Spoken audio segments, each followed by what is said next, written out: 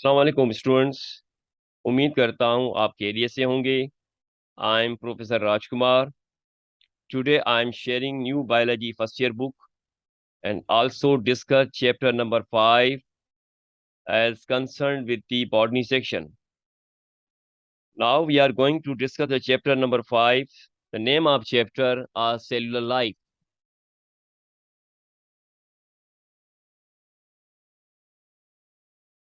Major concepts: viruses, discovery and structures, parasitic nature of viruses, life cycle of bacteriophage, life cycle of human immunodeficiency virus, viral diseases, prions and वायरट्स।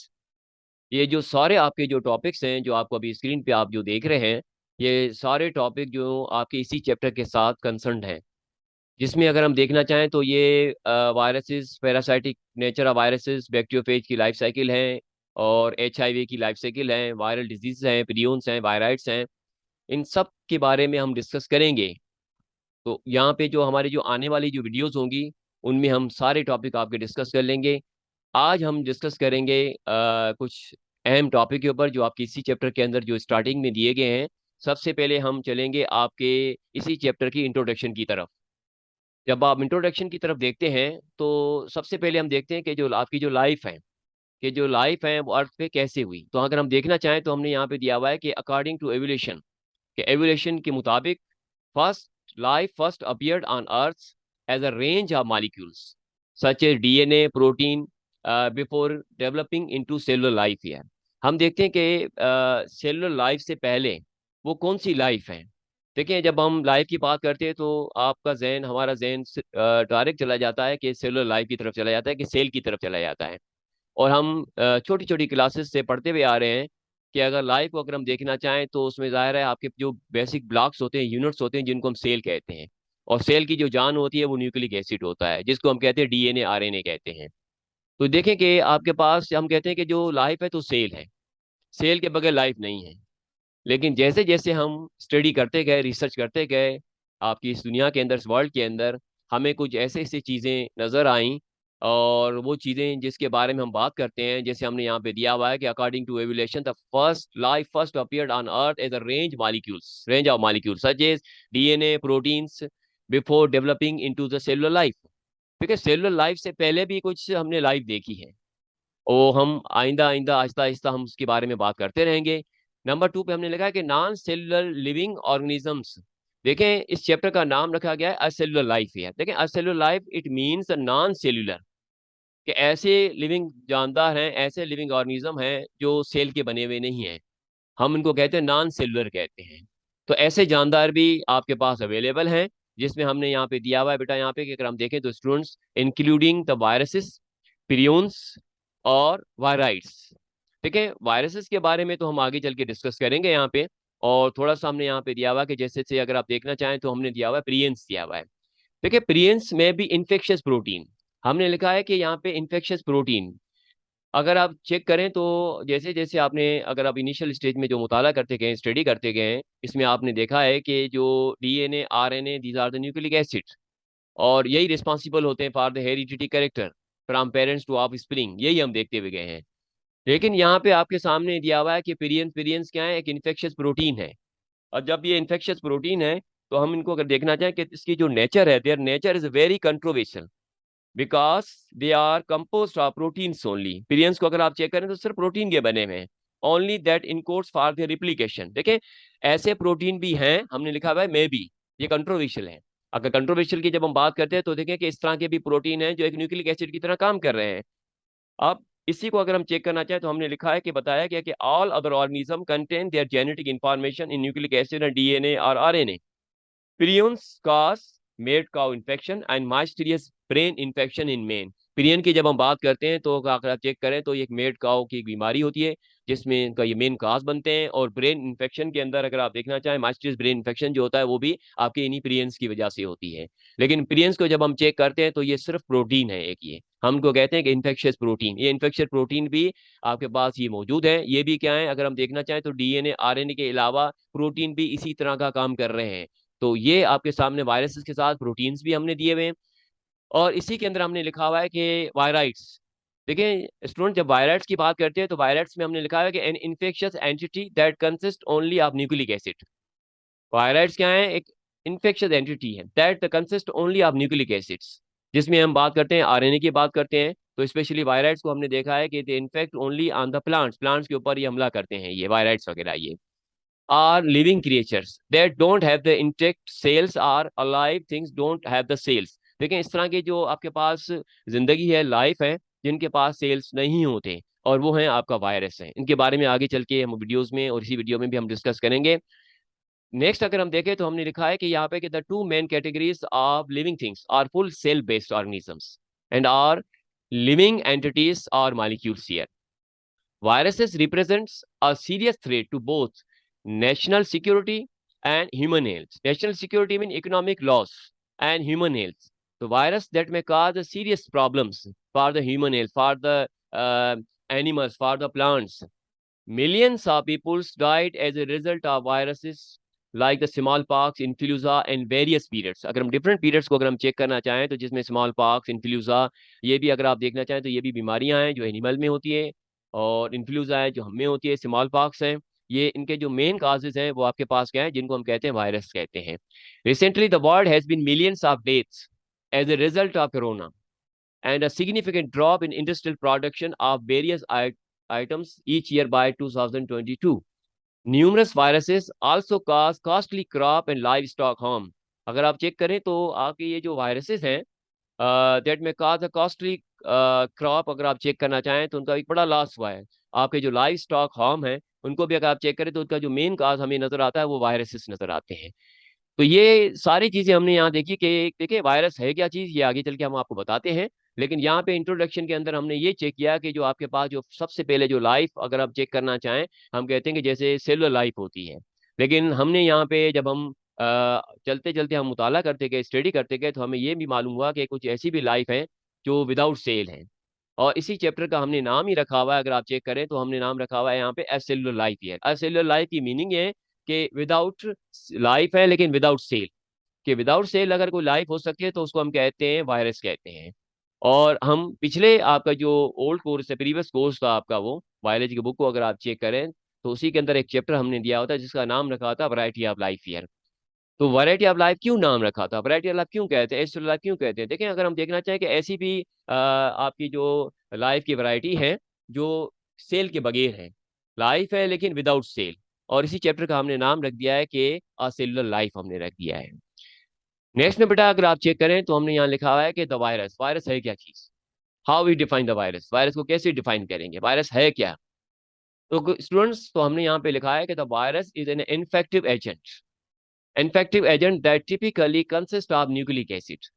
Virus क्या है? एक infective agent है और एक disease causing agent जिसको हम कहते हैं, और जिसके अंदर अगर हम चेक करना चाहें तो आपके इनके अंदर न्यूक्लिक एसिड होता है, इधर डीएनए और आरएनए। आपके जो वायरसेस हैं किसी में सिर्फ डीएनए होता है तो किसी में आरएनए होता है, दोनों चीजें हमें नजर नहीं आती। जैसे अगर आप दूसरे जानदारों का मुताला करते हैं तो उसके अंदर आपको डीएनए भी नजर आता है और आरएनए भी नजर आता है। चाहे आप जितने भी प्लांट देखें, आप एनिमल देखें, और हम अपनी बात करें तो आप हमारे यहाँ डीएनए आरएनए दोनों मौजूद हैं। लेकिन जब हम वायरसेस की बात करते हैं तो इसके अंदर हमें क्या नजर आता है? न्यूक्लिक एसिड तो है, इधर डीएनए और आरएनए नजर आता है।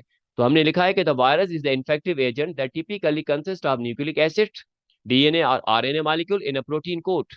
तो डीएनए आरएनए एक प्रोटीन कोट के अंदर रैप्ड होते हैं, और मॉलिक्यूल आपके प्रोटीन का जो कोट होता है उसके अंदर हमें नजर आते हैं। Is too small to be seen by the ultra microscopy and is able to multiply only within the living host cells. देखें जो हमने यहाँ बात की है कि थोड़ा सा अगर आप गौर करें तो हमने लिखा है कि is able to multiply only within the living host sales. कि वायरस की जब हम बात करते हैं कि आपके पास वायरस हैं, ये अगर मल्टीप्लाई हों, multiply it means production, reproduction, how to maintain the species. Virus अपनी स्पेशीज को भी मेंटेन करते हैं, नॉन सेलर होने के बावजूद ये अपनी स्पेशीज को मेंटेन रखते हैं, अपने आप को मेंटेन रखते हैं। तो लेकिन उसके लिए कंडीशन है, तो हमने यहाँ लिखा है कि is able to multiply only within the living host sales. कि आपके पास प्लांट इनके होस्ट हैं, एनिमल इनके होस्ट हैं, वी आर इनके होस्ट, हम भी इनके होस्ट हैं, बैक्टीरिया इनका होस्ट है। तो होस्ट की बॉडी आप हम देखना चाहें तो इनके लिए बहुत ज़रूरी है, फॉर द प्रोडक्शन के लिए, फॉर द रिप्रोडक्शन के लिए। इनको हम कहते हैं वायरसेस कहते हैं। वायरसेस किसको कहते हैं कि viruses the infective agent typically consist of nucleic acids molecule in protein codes is too small to be seen by ultramicroscopy and able to multiply only within the living host here। ये जो मैंने आपके सामने जो diagram रखी हुई है, इस वायरस को हम कहते हैं बैक्टीरियोफेज वायरसेस कहते हैं। बैक्टीरियोफेज वायरस उसको कहते हैं कि वो वायरस जो आपके बैक्टीरिया पे हमला करते हैं, बैक्टीरिया पे अटैक करते हैं, हम ऐसे वायरस को बैक्टीरियोफेज कहते हैं। ये जो हमने जो शेप दिया हुआ है, ये इसको हम कहते हैं टेडपोल शेप कहते हैं, कि इनके पास ये हेड है और ये टेल है और ये टेल के फाइबर्स वगैरह नजर आते हैं। अगर आप चेक करें तो ये आपके सामने हेड दिया हुआ है। आपके इसी हेड को अगर आप चेक करें तो इसके ऊपर ये जो ऊपर लेयर होती है हम उनको कहते हैं कैप्सिड कहते हैं। आगे चल के हम आपको डिस्कस करेंगे जब हम स्ट्रक्चर और क्लासिफिकेशन की बात करेंगे, तो थोड़ा सा मैं आपको बता देता हूँ यहाँ पे। और उसके बाद इनके पास ये होती है आपके पास नेक है, नेक के नीचे अगर आप देखें तो आपके पास यहाँ टेल नजर आती है, और इसी टेल को आप चेक करें तो उसमें टेल फाइबर्स होते हैं। और जब हम बात करते हैं हेड की, हेड के ऊपर जो कवरिंग है जिसको हम कहते हैं कैप्सिड कहते हैं, और इसी सेंटर में अगर आप चेक करें तो इसमें न्यूक्लिक एसिड होता है। और आपका जो न्यूक्लिक एसिड है, डीएनए भी हो सकता है, आरएनए भी हो सकता है, तो किसी में डीएनए है किसी में आरएनए हम चेक करते हैं। ये आपके सामने हम जो ड्रा दी है वो बैक्टीरियोफेज वायरस की दी हुई है। नेक्स्ट बेटा स्टूडेंट्स, हम जब चेक करते हैं कि आपके जो वायरसेस हैं, ये वायरसेस के कुछ मैंने जनरल कैरेक्टर्स, जनरल प्रॉपर्टीज आपके यहाँ दी हुई है।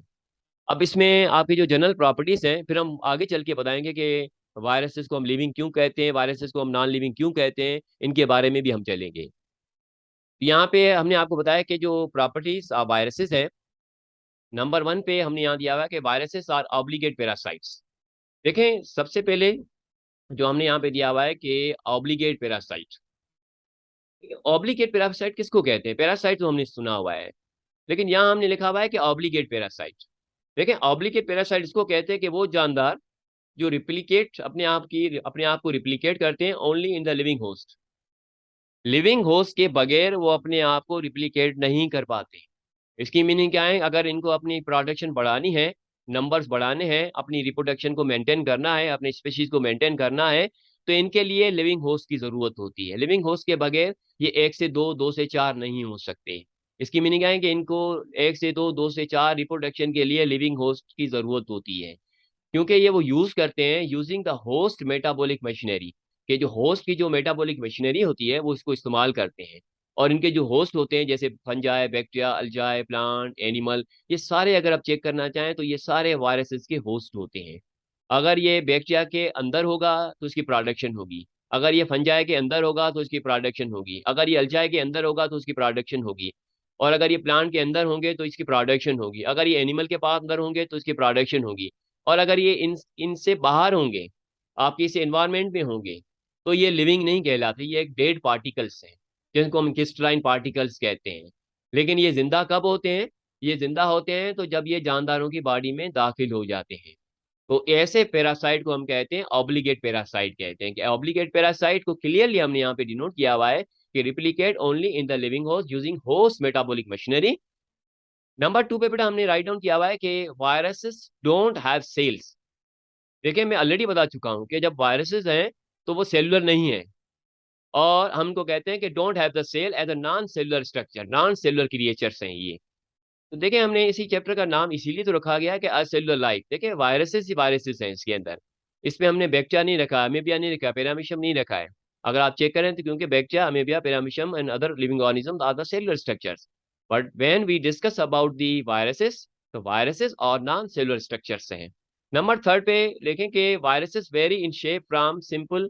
देखिए वायरसेस के भी डिफरेंट शेप्स होते हैं, आगे आने वाली वीडियोस में हम देखेंगे यहाँ पे कि वायरसेस की स्ट्रक्चर, वायरसेस के शेप, डिफरेंट शेप्स का मुताला भी हम करेंगे, स्टडी भी हम करेंगे वहाँ पे। तो उसमें हम देखेंगे कि जो शेप है वो फ्रॉम सिंपल से लेके कॉम्प्लेक्स तक हम चले जाएंगे। तो देखिए viruses vary in shape from the simple helical. देखिए सिंपल हेलिकल की हम बात करते हैं तो आपके सामने आ जाता है कि ये स्पाइरल शेप होगा, जिसको हमने यहाँ पे लिखा हुआ है टीएमई वायरस। टीएमई कहते हैं टिबोगो मुजेक वायरसेस कहते हैं। तो टिबोगो मुजेक वायरसेस जिनका जो शेप हमने देखा है वो स्पाइरल है, रॉड शेप फॉर्म में हमें नजर आते हैं। और अगर आप चेक करना चाहें तो आपके सामने हमने दिया हुआ है कि देखें ये टीएमई वायरस है, हेलिकल फॉर्म में आपको नजर आता है। ये जो हमने जो रेड कलर में आपके सामने जो ड्रा किया हुआ है, अगर आप इसको चेक करें तो ये इनका न्यूक्लिक एसिड है। और बाकी जो अगर आप शेल को चेक करना चाहें तो ये कैप्सिड है, ये सारा ये कैप्सिड में ऑलरेडी बता चुका हूँ कि जो आपका जो डीएनए आरएनए होता है तो उसके ऊपर एक कवरिंग होती है जिसको हम कैप्सिड कहते हैं। और ये कैप्सिड जो है वो एक प्रोटीन की बनी होती है, और उस प्रोटीन को हम यहाँ पे कहते हैं कैप्सोमर्स प्रोटीन कहते हैं। कैप्सोमर्स प्रोटीन आपके मिलके कैप्सिड को बनाते हैं। लेकिन अगर आप चेक करें तो ये एक हेलिकल फॉर्म है, एक रॉड शेप फॉर्म में आपको नजर आता है, जिसको हम कहते हैं हेलिकल कहते हैं, जिसको हम कहते हैं टीएमई वायरस कहते हैं। इसी तरह से आगे चल के अगर आप देखें तो हमने यहाँ लिखा हुआ है कि आइकोसहेड्रल्स। आइकोसहेड्रल्स की जब हम बात करते हैं तो इसकी मीनिंग है कि ऐसे वायरसेस हैविंग द 20 फेसेस, के वायरसेस हैं, लेकिन अगर हम उसके फेसेस को चेक करें तो 20 फेसेस नजर आते हैं। जिसमें हमने लिखा है such as a polyhedral face. देखिए पॉलीहेड्रल फेस होते हैं, बहुत सारे हेड्स होते हैं इनके। तो बहुत सारे हेड्स वाले जो आपके पास जो वायरसेस आते हैं, हम इनको पॉलीहेड्रल कहते हैं। जिसमें हमने बेटा यहाँ पे स्टूडेंट मैंने यहाँ पे दिया हुआ है, उसका एक एग्जाम्पल दिया हुआ है जिसको हम कहते हैं एडिनो वायरसेस कहते हैं। एडिनो वायरसेस, इसी तरह से इससे पहले हमने टीएमई वायरस की बात की थी, एडिनो वायरसेस है। एडिनो वायरसेस कहाँ पे है ये देखें, ये हमने यहाँ पे दिया हुआ है पॉलीहेड्रल वायरसेस। तो पॉलीहेड्रल वायरसेस आपके सामने, ये एडिनो वायरसेस की हमने पिक दी हुई है, डायग्राम आपके सामने दी हुई है। अगर आप चेक करें तो इससे पहले टीएमई के अंदर आपके पास न्यूक्लिक एसिड आरएनए था। अगर आप यहाँ चेक करें तो आपके पास पॉलीहेड्रल वायरसेस में जो न्यूक्लिक एसिड है वो डीएनए नजर आता है। और बाकी जो अगर आप देख रहे हैं तो ये प्रोटीन का शेल बना हुआ है। प्रोटीन के शेल हम इसको कहते हैं कैप्सिड कहते हैं। और कैप्सिड की अगर आप कंपोजिशन को चेक करना चाहें तो यहाँ हमने दिया हुआ है कैप्सोमर्स दिया हुआ है। देखें आपका जो कैप्सिड है, वायरसेस के जो कैप्सिड होते हैं वो एक प्रोटीन के बने होते हैं। उस पर्टिकुलर प्रोटीन का नाम हम देखते हैं तो उसको हम कहते हैं कैप्सोमर्स कहते हैं। उसके अलावा इनके पास कुछ स्पाइक्स आप यहाँ देख रहे हैं। स्पाइक्स अगर आप चेक करें तो उसमें ग्लाइकोप्रोटीन दिया हुआ है। देखिए प्रोटीन भी है और इनके साथ हमने कार्बोहाइड्रेट का हमने एक मिक्सचर देखा हुआ है, हमको कहते हैं ग्लाइकोप्रोटीन कहते हैं। लेकिन यहाँ पे इनकी जो डिटेल स्ट्रक्चर डिटेल जो है वो हम स्ट्रक्चर की तरफ जब हम डिस्कस करेंगे तो आगे चल के उन वीडियोस में देखेंगे। और फिर इसके बाद हम बेटा नेक्स्ट पे जब देखते हैं कि to more complex structure, simple से लेके हम मोर कॉम्प्लेक्स स्ट्रक्चर की तरफ चले जाते हैं तो आपको और भी वायरसेस वहां पे नजर आते हैं। उसके अलावा बेटा अगर हम देखना चाहें तो हमने लिखा है कि वायरसेस रेंज, जब हम उसके रेंजेस को देखते हैं तो इन साइज की रिस्पांस से तो हमें वो 22 to 40 450 सॉरी नैनोमीटर हमें नजर आते हैं। तो viruses range in size from the 22 to 450 nm size में हमें नजर आते हैं। 20 एनएम से लेके 450 एनएम तक हमें ये वायरसेस नजर आते हैं। इससे अगर आप देखें तो वायरसेस आपके बहुत सारे वायरसेस हैं, इसकी बहुत सारी स्पीशीज हैं। जिसमें हमने बताया कि जैसे नंबर 1 पे हमने लिखा है कि polio viruses are around 20 nm in diameter. अगर हम देखना चाहें तो आपके पास जो 20 nm तक जो वायरसेस आपको नजर आ रहा है, जिसको हमने कह दिया कि पोलियो वायरसेस, अगर आप देखें तो ये पोलियो वायरसेस हैं। ये इसकी बिग दी हुई है पोलियो वायरसेस में। अगर आप इनको भी चेक करें तो देखें इनका न्यूक्लिक एसिड वो आरएनए नजर आता है। शेल आप यहाँ चेक कर रहे हैं इसको यहाँ पे, ठीक है। और कुछ वायरसेस ऐसे भी होते हैं कि कैप्सिड के ऊपर एक मेम्ब्रेन भी होती है, एनवलप भी हमें नजर आती है। तो ये वायरल कैप्सिड आप यहाँ चेक कर रहे हैं। उसके अलावा एक एक्स्ट्रा आप देखेंगे तो आपको मेम्ब्रेन भी नजर आ रही है जो ग्लाइकोप्रोटीन की बनी हुई है यहाँ पे। और ये पूरा शेल आप यहाँ देख रहे हैं, जिसको हम कहते हैं पोलियो वायरसेस कहते हैं। पोलियो वायरस का अगर हम न्यूक्लिक एसिड को चेक करें तो हमें नजर आता है 20 nm इन साइज नजर आते हैं। उसके अलावा हमने यहाँ पे दिया हुआ है कि जो लार्जेस्ट वायरस है, जिसको हम कहते हैं मिमी वायरसेस कहते हैं। अगर आप मिमी वायरसेस को चेक करते हैं तो उसकी जो साइज के रिस्पांस से अगर हम देखें तो हमें 450 nm इन लेंथ में नजर आते हैं। और ये आपका मिमी वायरसेस है। अगर आप इस पिक को चेक करें तो इसको भी अगर आप देखना चाहें तो इनके पास भी हम क्या देखते हैं कि जो न्यूक्लिक एसिड आपको नजर आ रहा है, जिसको हम कहते हैं डीएनए कहते हैं। जिस यहाँ पे आप डीएनए यहाँ चेक कर रहे हैं, उसके अलावा उसके ऊपर जो कवरिंग आप चेक कर रहे हैं जिसको हम कहते हैं कैप्सिड कहते हैं, जो कैप्सोमर्स प्रोटीन की बनी हुई होती है। उसके अलावा इनके पास मेम्ब्रेन नजर आती है, जैसे यहाँ पे लिखा हुआ है कि इनर मेम्ब्रेन आप यहाँ चेक कर रहे हैं। लेकिन ये जो आपका मिमी वायरसेस है, ये हमें बड़ा वायरस एक नजर आता है। लेकिन अगर आप चारों डायग्राम पिक्स को अगर आप चेक करें तो किसी के अंदर आपका न्यूक्लिक एसिड आरएनए है, तो किसी में डीएनए नजर आता है, और किसी में आरएनए नजर आता है, तो किसी में डीएनए नजर आता है। तो हमने यहाँ आपके इनिशियल स्लाइड के अंदर हमने बताया था कि आपके पास इसी के अंदर जो वायरसेस हैं उनका जो न्यूक्लिक एसिड होगा इधर डीएनए होगा या आरएनए होगा, कोई एक चीज होगी, दोनों नहीं होती। लेकिन बाकी जानदारों को जब आप चेक करते हैं तो ये दोनों चीजें एक ही जानदार के अंदर नजर आती है। नेक्स्ट बेटा हम देखते हैं कि स्टूडेंट हम देखते हैं कि over a 5000 species have been discovered. तो देखिए इसकी 5000 स्पेशीज डिस्कवर्ड हो चुकी हैं ये, और जिसमें 4-5 नाम हम आपको बता चुके हैं, और कुछ आने वाली वीडियोस में हम उनकी स्ट्रक्चर, उनकी क्लासिफिकेशन सब देखेंगे वहां पे। और नेक्स्ट पे फिर हम देखते हैं कि a virus usually has only a single type of nucleic acid. Viruses को जब हम चेक करते हैं तो इसमें सिर्फ single type of nucleic acid है, serving as it's a genetic material, जो एक जेनेटिक मटेरियल की तरह काम करते हैं। दिस कैन बी सिंगल और डबल स्टैंडर्ड डीएनए और आरएनए। देखिए बेटा आपने बिगिनिंग क्लासेस से पढ़ते हुए आ रहे हैं, आप मुताला करते हैं, ओ लेवल के अंदर भी आपने देखा होगा, और मेट्रिकुलेशन 9th और मेट्रिकुलेशन में भी देखा होगा। और जिसके अंदर when we study about the nucleic acid we have found here the two type of the nucleic acid, one is the DNA and the other is the RNA है। DNA is a double standard structure. Generally we discuss about the DNA is a double standard structure है। आपके पास क्या है, double stand होती है, helical form में हमें नजर आते हैं। लेकिन जब हम आरएनए की बात करते हैं तो आरएनए हम देखते हैं कि सिंगल स्टैंडर्ड नजर आते हैं। जनरली हम बात करते हैं तो ये, तो हमने यहाँ पे लिखा हुआ है कि this can be the single और double standard DNA or RNA. हमें जो सिंगल और डबल स्टैंडर्ड फॉर्म में हमें डीएनए आरएनए नजर आते हैं। अब डीएनए आरएनए की जो डिटेल है हम जाके उसी चैप्टर में चेक करेंगे, जहां हम न्यूक्लिक एसिड डीएनए की बात करेंगे तो वहां हम देख लेंगे वहां पे, जो आपके स्पेशली चैप्टर 1 बायोलॉजिकल मॉलिक्यूल के साथ कंसर्न है, और वो जोलॉजी सेक्शन में आपका आता है, वहां हम देख लेंगे उनको। उसके बाद हम देखते हैं कि the virus has no enzyme of energy metabolisms. देखिए जब हम बात करते हैं कि वायरस का अपना कोई एंजाइम नहीं है, ऑफ द एनर्जी मेटाबॉलिज्म के लिए वायरस का कोई एंजाइम नहीं है, and thus can not make the ATP. जब देखें कि आपके पास ऐसे एंजाइम नहीं है जो एटीपी की तैयारी में इन्वॉल्व होते हैं, तो जाहिर है आपकी एटीपी की यहाँ पे तैयारी नहीं होती। एटीपी कहते हैं एडिनोसाइन ट्राइफॉस्फेट कहते हैं। एडिनोस ट्राइफॉस्फेट हम कहते हैं एनर्जी रिच कंपाउंड, एक स्टोर्ड एनर्जी होती है। अब जैसे भी सिर्फ वायरसेस में नहीं, बल्कि अगर हम दूसरे जानदारों को अगर हम चेक करना चाहें, आपके यहाँ एक स्टोर्ड एनर्जी बनती है, और जिसको हम कहते हैं एटीपी कहते हैं, एडिनोसाइन ट्राइफॉस्फेट कहते हैं। एक आपके पास बॉडी के अंदर एक करेंसी होती है, और ये जो एटीपी है, करेंसी है, बॉडी में एनर्जी है। तो you are involve in different activities of life है। लाइफ की जितनी भी एक्टिविटीज होती हैं, ग्रोथ होती है, मूवमेंट होती है, एक्सक्रेशन होती है, आप जो लोकोमोट करते हैं एक जगह से दूसरी जगह, उसमें एनर्जी का जो इस्तेमाल होता है, वो आपके पास जो एनर्जी होती है वो एटीपी होती है। लेकिन आपके पास यहाँ पे जब हम वायरसेस की बात करते हैं तो इसमें वो एंजाइम ही नहीं जो एटीपी की तैयारी में इन्वॉल्व हो, इसीलिए हमें वो बॉडी से बाहर, होस्ट की बॉडी से बाहर एक डेड फॉर्म में नजर आते हैं। जैसे ही वो जानदार के अंदर दाखिल हो जाते हैं, ऑब्लिगेट पैरासाइट हो जाते हैं, जानदार के अंदर चले जाते हैं, तो वो जानदार की मेटाबॉलिक मशीनरी को इस्तेमाल करते हैं, क्योंकि अपनी मेटाबॉलिक मशीनरी काम नहीं करती। अपनी प्रोडक्शन के लिए वो होस्ट की बॉडी को इस्तेमाल करते हैं। फिर हम देखते हैं बेटा लास्ट में कि इसी स्लाइड के लास्ट में हम देखते हैं कि the virus has no components. Virus के पास मैक्रो मॉलिक्यूल के कंपोनेंट्स नहीं है, जिसमें हम देखते हैं कि प्रोटीन सिंथेसिस मशीनरी नहीं है इनकी अपनी, because they don't encode the sufficient enzymatic machinery. ये वही बात हम रिपीट कर रहे हैं कि इनके पास कोई इंजाइमेटिक मशीनरी नहीं है, तो वो प्रोटीन सिंथेसिस में इन्वॉल्व नहीं होते। लेकिन प्रोटीन सिंथेसिस की जब ये इन्वॉल्व होते हैं तो कब होते हैं, जब ये किसी होस्ट बॉडी के अंदर दाखिल हो जाते हैं। नेक्स्ट में बेटा हम देखते हैं कि जैसे अगर आप हमारा प्रीवियस कोर्स चेक करें, जो पुराना आपके पास जो ओल्ड बायोलॉजी का बुक था, जिसमें वायरस का एक चैप्टर ही हमने अलग से रखा हुआ था, और किसी किंगडम में हमने इंक्लूड नहीं किया था। देखें जो 5 किंगडम होते हैं आपके, और 5 किंगडम जिसमें हमने इनिशियली देखा होगा कि जैसे आपके पास किंगडम मोनेरा है, किंगडम प्रोटोटेक्सा है, किंगडम फंजाई है, किंगडम एनिमलिया है, किंगडम प्लांटी है। इन सारे पांचों किंगडम के अंदर हमने वायरसेस को नहीं देखा।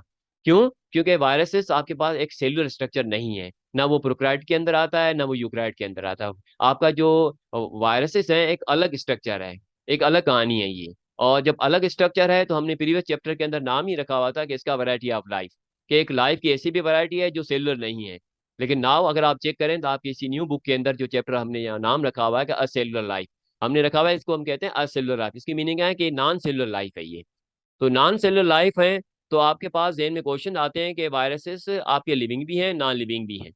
देखिए कि आपके अगर प्रीवियसली आप बोर्ड के पेपर को आप चेक करें, एग्जामिनेशन के पेपर को चेक करें, तो उसमें बहुत सारे रीजनिंग क्वेश्चंस आते हैं, जिसको अगर आप चेक करें तो उसमें आता है कि why viruses are called living and non living. हम वायरसेस को लिविंग क्यों कहते हैं, हम वायरसेस को नॉन लिविंग क्यों कहते हैं, किस बुनियाद पे कहते हैं। तो ये इस तरह के एक आपके एग्जाम में कुछ शार्ट क्वेश्चंस आते हैं, 2-2 नंबर के क्वेश्चंस होते हैं। तो हमने यहाँ पे लिखा कि viruses are living and non living. हम ये नहीं कह सकते कि वायरसेस आर ओनली लिविंग या viruses are only non living, नहीं, हम ये कह सकते हैं कि वायरसेस लिविंग भी हैं और नॉन लिविंग भी हैं। लेकिन हम किस बुनियाद पे कहेंगे, वो जो जो बेसिस हैं अगर हम उनको चेक करें तो मैंने यहाँ पे दिया हुआ है कि लिविंग कैरेक्टर्स, और नेक्स्ट स्लाइड के अंदर हमने दिया हुआ है कि नॉन लिविंग कैरेक्टर्स। देखिए सबसे पहले हम बात करते हैं कि वायरसेस को हम लिविंग क्यों कहते हैं। तो उसमें 2-4 पॉइंट्स मैंने राइट डाउन किए हुए हैं जो आपके लिए रहनुमाई करेंगे। अगर आप चेक करें स्टूडेंट, तो नंबर 1 पे आप देखेंगे वायरसेस, नंबर 1 पे लिखा वायरसेस रिप्लिकेट। देखिए मैंने इसको अंडरलाइन किया हुआ है, रिप्लिकेट क्यों अंडरलाइन किया है। देखिए वायरसेस अगर अपने आप को रिप्लिकेट करते हैं, तो देखें कि अगर हम लिविंग कैरेक्टर का मुताला करें, जैसे आपके पास बैक्टीरिया हैं, अमेबिया हैं, पैरामीशियम है, या अदर जानदार हैं, तो वो अपने आप को रिप्लिकेट करते हैं, वो अपनी कॉपीज बनाते हैं, 1 से 2, 2 से 4, इस तरह से मिलियंस बन जाते हैं। और अगर हम अपने आप को चेक करें तो हम अपने आप को भी रिप्रोड्यूस करते हैं। ठीक है, तो अगर आप देखें हम अपनी स्पेशीज को मेंटेन रखते हैं, तो ये क्या है, जो आपके पास जो रिप्रोडक्शन है, जो रिप्लिकेशन है, अगर हम इनको चेक करें तो एक लिविंग कैरेक्टर है। जैसे अगर आप बाकी जो अगर आप जो गैर जानदार चीजें होती हैं, जैसे आपके पास चेयर है, टेबल है, तो आप इनको नहीं देखते हैं कि वो अपने आप को रिप्लिकेट कर पाए, क्योंकि वो डेड बॉडीज हैं। लेकिन यहाँ आपके पास वायरसेस को जब हम लिविंग कहते हैं, तो इसकी मीनिंग क्या है, ये अपने आप को रिप्लिकेट कर सकते हैं, ये अपनी कॉपीज बना सकते हैं, लाइक द लिविंग ऑर्गेनिज्म, बाकी जानदारों की तरह ये अपने आप को रिप्लिकेट कर सकते हैं। लेकिन यहाँ फिर हमने लिख दिया है कि by using the host cellular contents. देखें कि होस्ट की जरूरत होती है, देखिए जरूरत एक अलग चीज है, लेकिन यहाँ रिप्लिकेट करते हैं, हम इसको कहेंगे ये लिविंग कैरेक्टर है आपका ये।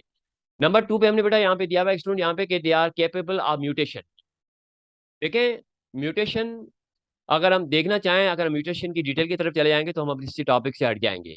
लेकिन थोड़ा सा मैं आपको उसका एक आपको हिंट दे दूंगा। देखें आपके पास जो डीएनए है, आपके पास जो न्यूक्लिक एसिड है, जो डीएनए हम जिसको कहते हैं, जिसको हम न्यूक्लिक एसिड कहते हैं, तो उसमें आपके जो क्रोमोसोम है, इनमें चेंजेस आती हैं।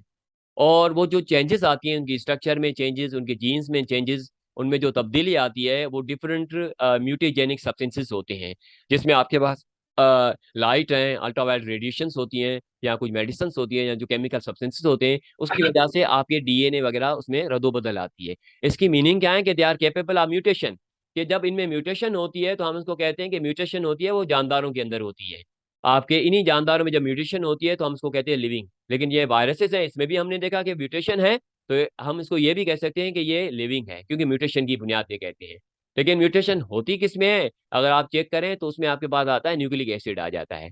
और वो न्यूक्लिक एसिड क्या है, आपके पास क्या है, डीएनए नजर आता है, आपके पास आरएनए नजर आता है। तो इसकी मीनिंग क्या है कि डीएनए और आरएनए की मौजूदगी की वजह से, availability of the DNA, presence of the DNA RNA, we can say viruses are living, living entity आपको नजर आती है, ये वायरसेस लिविंग है आपके सामने ये।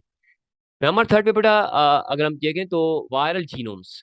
Viral genome control the functionality and synthesis of significant biomolecules with bearing on the viruses own structural importance here. देखिए बेटा जब हम इनकी बात करते हैं तो देखिए कि वायरसेस बायोमॉलिक्यूल फॉर्मेशन में इन्वॉल्व होते हैं। जैसे अगर आप आगे चल के देखेंगे कि life cycle of bacteriophage virus, life cycle of HIV virus, तो इस तरह के जो वायरसेस आपके पास होते हैं, तो ये बायोमॉलिक्यूल्स में इन्वॉल्व होते हैं, उनकी तैयारी में इन्वॉल्व होते हैं। जैसे अगर वो आपका वो वायरस जो बैक्टीरिया के अंदर दाखिल हो जाता है, तो वो जाके वो प्रोटीन की तैयारी करता है। देखो जब वो लिविंग होस्ट के अंदर दाखिल होता है, तो प्रोटीन की तैयारी करते हैं, तो इसकी मीनिंग है कि वो बायोमॉलिक्यूल्स हैं। बायोमॉलिक्यूल की जब तैयारी होती है तो वो अपनी बॉडी के लिए, इनके लिए मुफीद होते हैं। देखें कि जब वायरस आपकी बैक्टीरिया में दाखिल होता है, तो वो उनकी बैक्टीरिया की मशीनरी को इस्तेमाल करते हैं। और वो अगर इस वायरस को प्रोटीन की ज़रूरत है, तो वो बैक्टीरिया की मशीनरी को इस्तेमाल करते हुए वो बैक्टीरिया की बॉडी के अंदर वो अपने ही किस्म के प्रोटीन की तैयारी करते हैं। लेकिन यहाँ हम उस लाइफ साइकिल का मुताला नहीं करेंगे, हम उसकी स्टडी नहीं करेंगे, क्योंकि ये हमें कंफ्यूज कर देंगे यहाँ पे। हमें सिर्फ we are going to on the significant biomolecules, कि viruses are involved in the formation, in the synthesis of biomolecules, we can say the viruses are living entity, living organism में आ जाते हैं। Additionally, the several protein found in viruses function as enzymes। देखें जब हम बात करते हैं कि आपके पास जो वायरसेस हैं, उनके पास प्रोटीन मौजूद है और वो एक एंजाइम की तरह काम करते हैं इन द होस्ट सेल्स। लेकिन ये काम कहाँ करते हैं, कहाँ पे वर्क होता है, only in the host cell. लेकिन दोबारा कंडीशन आ गई कि आपके पास जो एंजाइम्स हैं वो होस्ट सेल के अंदर ही काम करना शुरू कर देते हैं। और ये एंजाइम क्या है, generally when we discuss about the enzyme, enzymes are the proteins in nature कहते हैं। तो एंजाइम प्रोटीन के बने हुए होते हैं ज्यादातर, हम एंजाइम को चेक करें तो वो जो प्रोटीन है, उनके उनको अगर हम चेक करें तो इनके पास ये मौजूद है। लेकिन ये इनके जब वर्क काम कब करते हैं, जब वो होस्ट सेल के अंदर दाखिल होते हैं। Many viruses are obligatory intracellular parasite, ये वही बात है जो हम पहले डिस्कस कर चुके हैं कि बहुत सारे वायरसेस अगर आप चेक करें तो वो इंट्रासेलुलर पैरासाइट्स होते हैं। इंट्रासेलुलर पैरासाइट की मीनिंग ये है कि ये किसी जानदार की बॉडी के अंदर दाखिल होते हैं, सेल के अंदर दाखिल होने के बाद जाके वो जाके अपने आप को मल्टीप्लाई करते हैं, वो अपनी प्रोडक्शन बढ़ाते हैं, वो बायोमॉलिक्यूल सेंसेस में इन्वॉल्व होते हैं। तो इसकी मीनिंग हम क्या देखते हैं कि ऑब्लिगेटरी इंट्रासेलुलर, इंट्रा कहते हैं विद इन सेल, सेल के अंदर जाके वो, सेल के अंदर जाके वो अपनी प्रोडक्शन करते हैं। Like the other living cells, viruses can be harm by the ultraviolet light here. देखिए ये हम पहले बता चुके हैं आपको कि म्यूटेशन होती है, तो म्यूटेशन अल्ट्रावायलेट रेडिएशन की वजह से होती है। तो इसकी मीनिंग है कि जैसे दूसरे जानदारों में आप हम यहाँ देखते हैं कि जिसमें वायरसेस के जो डीएनए है, न्यूक्लिक एसिड है, जिसमें म्यूटेशन होती है, वो लाइट की वजह से हम यहाँ देखते हैं। तो दूसरे जानदारों में जब होती है तो यहाँ पे भी हमें नजर आती है। तो हमने यहाँ लिखा है कि like the other living cells the viruses can be harm, viruses harm हो सकते हैं बाय द लाइट के थ्रू। हम देखते हैं ये सारे कैरेक्टर को अगर आप चेक करें तो हमने इन सबको कहा हुआ है कि ये लिविंग कैरेक्टर्स हैं। नेक्स्ट बेटा हम देखते हैं कि why viruses are called non living. हम वायरसेस को नॉन लिविंग क्यों कहते हैं, वायरसेस नॉन लिविंग क्यों कहते हैं, तो अगर आप इनको चेक करें कि नंबर 1 पे I written here the viruses में become the inactive for indefinite period of time without replication. कि देखें वायरसेस जब आपके होस्ट बॉडी के बाहर होते हैं तो ये हमें अगर हम इनको चेक करें तो ये इसमें कोई रिप्लिकेशन नजर नहीं आती, no sign of life, life का कोई साइन नजर नहीं आता है जब वो बॉडी से बाहर है, होस्ट की बॉडी से बाहर होते हैं, इंडेफिनिट पीरियड के लिए वो बाहर होते हैं, बाहर मौजूद हैं, इनएक्टिव फॉर्म में होते हैं। जब ये इनएक्टिव फॉर्म में होते हैं एज ए डेड नजर आते हैं, indefinite period of time without replication, ना कोई रिप्लिकेशन है, नो साइन ऑफ लाइफ, कोई हमें साइन ऑफ लाइफ नजर नहीं आ रहा है, तो इसको हम कहते हैं ये नॉन लिविंग है। नंबर 2 पे सेलुलर ऑर्गेनेली आर एब्सेंट। देखिए जब जब स्टूडेंट्स अब हम चेक करते हैं सेल को, तो सेल के अंदर हमें बहुत सारे ऑर्गेनेली नजर आते हैं, जैसे माइटोकॉन्ड्रिया, गोल्गी बॉडी, राइबोसोम, ये सारी चीजें और भी बहुत सारे ऑर्गेनेली मौजूद होते हैं। लेकिन यहाँ हम क्या देखते हैं कि सेलुलर ऑर्गेनेली आर एब्सेंट। तो सारे ऑर्गेनेली अगर आप चेक करना चाहें तो इसमें ये मौजूद नहीं होते, क्योंकि क्यों नहीं होते, क्योंकि ये खुद ही सेल नहीं है, ये सेलुलर लाइफ नहीं है, इसीलिए तो हमने कह दिया कि ये असेलुलर लाइफ है ये। नंबर 3 पे देखिए they can not produce energy molecule और कैरी आउट द मेटाबॉलिज्म। जब ये बॉडी से बाहर हैं तो इसमें कोई एनर्जी मॉलिक्यूल की तैयारी नहीं होती, ना कोई मेटाबॉलिज्म होता है इनके अंदर। तो जब ये चीजें नहीं होती तो हम इसको नॉन लिविंग में ले जाते हैं। और जब फिर आगे चल के हमने देखा कि they can store and crystallise. अगर आप देखें तो जब ये बॉडी से बाहर होते हैं, हमारी इस एनवायरमेंट में होते हैं, तो एक स्टोर्ड फॉर्म में पड़े होते हैं इधर उधर, और एक क्रिस्टलाइज फॉर्म में नजर आते हैं। इसमें कोई हमें लाइफ का कोई साइन नजर नहीं आता। नेक्स्ट पे देखे थे they don't indicate essential function like the breathing, urination, excretion, moving. इस तरह की जो जानदारों में जो हमें ये कंडीशन नजर आती है, जैसे हम लिविंग और नॉन लिविंग को अगर हम कंपेयर करते हैं तो उसमें ब्रीदिंग है, रिस्पायरेशन हो गई, यूरिनेशन आपके पास, एक्सक्रेशन हो गई, मूविंग हो गई, और ये सारी चीजें हमें वहाँ पे ये नजर आती हैं। लेकिन यहाँ पे हम ये सारी चीजें अगर आप चेक करें तो ये वायरसेस में हमें नजर नहीं आती। तो ऑलरेडी हम डिस्कस कर चुके हैं कि they are the non living है, दे आर सेलुलर है, तो don't indicate the essential function of like breathing और इस तरह की चीजें नजर नहीं आती है। Next, outside of the cell they function as a inert non reactive particles. Students already मैं बता चुका हूँ आपको कि when the viruses are outside the living host, और जब ये लिविंग होस्ट से बाहर होते हैं इन अवर एनवायरनमेंट में, तो हमें ये कैसे नजर आते हैं, आउटसाइड द सेल। सेल की मीनिंग क्या है यहाँ पे, होस्ट की हम बात कर रहे हैं, कि जो outside the cell, outside the host, अगर हम देखते हैं कि इधर उधर अगर हम चेक करें तो ये they function as a inert, inert होते हैं। इनर्ट की मीनिंग है कि इनएक्टिव फॉर्म में होते हैं, नॉन रिएक्टिव होते हैं, ना किसी के साथ वो रिएक्टिव पार्टिकल्स नहीं होते, नॉन रिएक्टिव पार्टिकल्स होते हैं। और लास्ट पॉइंट इसी की हम देखेंगे बेटा यहाँ पे स्टूडेंट, कि ड्यूरिंग द इवानोस्किस रिसर्च, इवानोस्किस ये वो साइंटिस्ट है जिन्होंने वायरस को सबसे पहले ऑब्जर्व किया, डिस्कवर किया था। इसकी डिस्कवरी, इसकी हिस्ट्री, इसके बारे में हम नेक्स्ट स्लाइड में डिस्कस करेंगे। लेकिन यहाँ जब इसका नाम आ गया है तो हमने बताया कि during the Ivanovsky's research he found that the contagious filtrate of infected tobacco leaf. देखिए बेटा स्टूडेंट, जब कॉन्टेजियस की बात आती है तो आपके कॉन्टेजियस कहते हैं कि वो disease causing agents then can spread from the one to the another here, and that may cause the disease in the host body, in the plant, animals, इन सब के अंदर ये बीमारी फैलाते हैं। तो ये जो आपके पास इवानोस्किस जो थे, इन्होंने एक फाउंड किया था कॉन्टेजियस फिल्ट्रेट, फिल्ट्रेट इन्होंने देखा था आप इन्फेक्टेड टिबाकू लीफ। आपके पास जो टिबाकू लीव्स हैं, जब हम टिबाकू प्लांट की बात करते हैं, टिबाकू के पत्तों की बात करते हैं, तो उनके अंदर एक प्रॉब्लम आ गया था, एक डिजीज आ गई थी, उस बीमारी को हम कहते हैं कॉन्टेजियस कहते हैं, फैलने वाली बीमारी है ये। After removal of bacteria still cause the disease in the plant. हमने देखा कि इसके अंदर कोई ऐसा कोई बैक्टीरिया वगैरह हमें नजर नहीं आया, लेकिन बैक्टीरिया के न होने के बावजूद भी हमने देखा कि इसके अंदर कोई एक बीमारी हो चुकी है प्लांट के अंदर। वो कौन सा प्लांट है, वो आपके पास है टिबाकू प्लांट है, टिबाकू लीव्स के अंदर हमने देखा।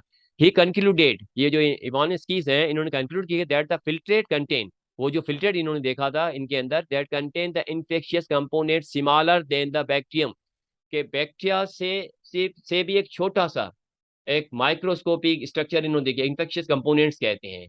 और वो छोटा सा infectious component similar than the bacteria that cause the disease, जिसको हम कहते हैं टिबाको मोज़ेक डिजीज कहते हैं, जिसको हम कहते हैं टीएमडी कहते हैं।